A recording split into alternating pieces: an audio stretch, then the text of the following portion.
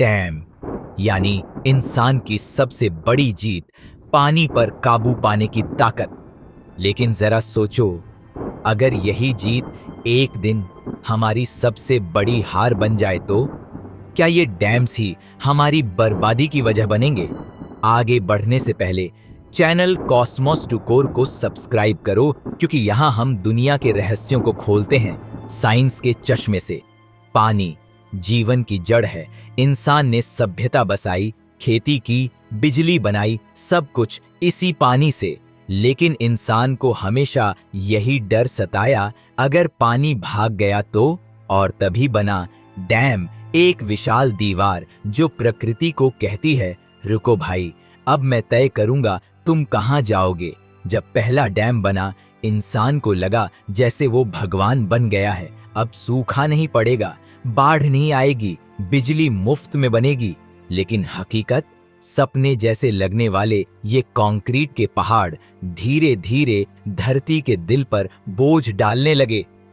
प्रकृति का एक नियम है बैलेंस। जहां इंसान ने पानी रोका, वहां नीचे की जमीन सूखने लगी और ऊपर दबाव बढ़ा तो कुछ जगहों पर मिनी भूकंप आने लगे। साइंस कहता है कुछ डैम्स तो लोकल साइज्मिक एक्टिविटीज का कारण बन चुके हैं। किसानों ने सोचा डैम बनेगा तो हमारी जिंदगी सुधर जाएगी, पर हुआ उल्टा। ऊपर वाले इलाकों को पानी मिला, लेकिन नीचे के गांवों में तो सूखा पड़ गया।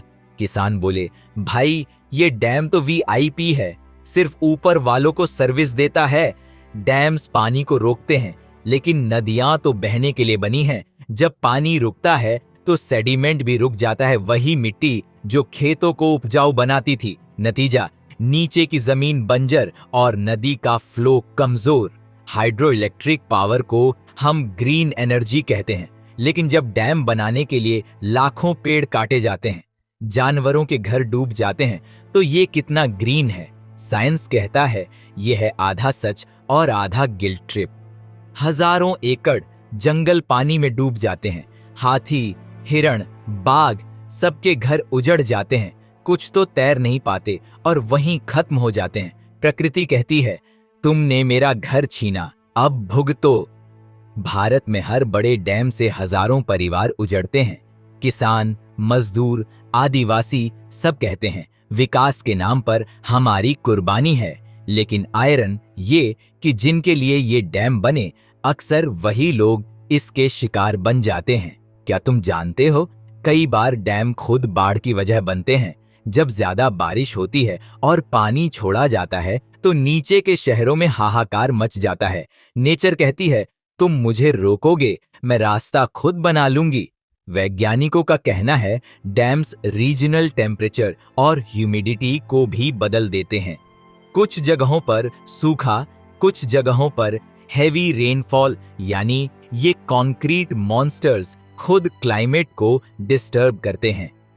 क्या तुमने कभी सोचा इतने डैम्स होने के बावजूद कई जगह पानी की कमी क्यों है? क्योंकि सिस्टम लीक हो चुका है।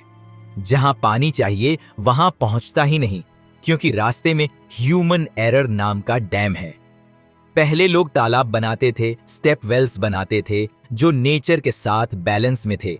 आज हम कंक्रीट डैम बनाते हैं जो नेचर को कंट्रोल करने की कोशिश करते हैं। पर याद रखो, नेचर कंट्रोल नहीं होती, वो रिएक्शन देती है। डैम के नीचे की मिट्टी धीरे धीरे वीक होती जाती है। कई साइंटिस्ट्स कहते हैं कि अगर प्रेशर बढ़े तो ये डैम्स खुद टिकिंग टाइम बॉम्ब्स की तरह हैं, बस थोड़ा सा एक्स्ट्रा वाटर और डिजास्टर तैयार। साइंस कहता है सस्टेनेबल डैम बनाओ, लेकिन पॉलिटिक्स कहती है इलेक्शन के पहले इनॉग्रेशन चाहिए। अब सोचो, जब साइंस और पॉलिटिक्स लड़ते हैं तो नुकसान किसका होता है? धरती का।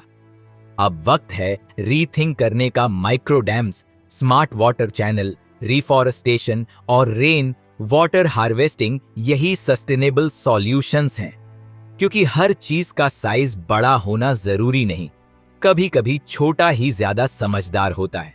नेचर हमें बार बार संकेत देती है। फ्लड्स, लैंडस्लाइड्स, ड्राउट्स, ये सब रिमाइंडर्स हैं। वो कह रही है अब भी वक्त है, सीख लो। पर हम हैं कि डेटा डाउनलोड करने में लगे हैं, अगर यही चलता रहा तो आने वाले 50 सालों में कई बड़े डैम्स यूजलेस हो जाएंगे, सेडिमेंट से भर जाएंगे और पानी बहने का रास्ता बदल जाएगा। साइंस कहती है अर्थ हमेशा रीबैलेंस करता है। कभी नदियों के किनारे बैठो, वो तुम्हें महसूस कराएंगी कि वो जिंदा हैं, बस थकी हुई हैं। डैम्स ने उन्हें थाम लिया है, अब वक्त है उन्हें थोड़ा फ्रीडम देने का। तो क्या डैम्स हमारी बर्बादी की वजह बनेंगे या हम सीखेंगे नेचर के साथ चलना? ये फैसला हम सबको लेना है। अगर तुम्हें लगता है कि साइंस सिर्फ मशीन्स नहीं बल्कि नेचर से भी जुड़ी है तो इस वीडियो को लाइक करो, शेयर करो ताकि ज्यादा लोग सोचें और सब्सक्राइब करो। कॉस्मोस टू कोर, जहां हम खोजते हैं साइंस के दिल में छुपे सवाल।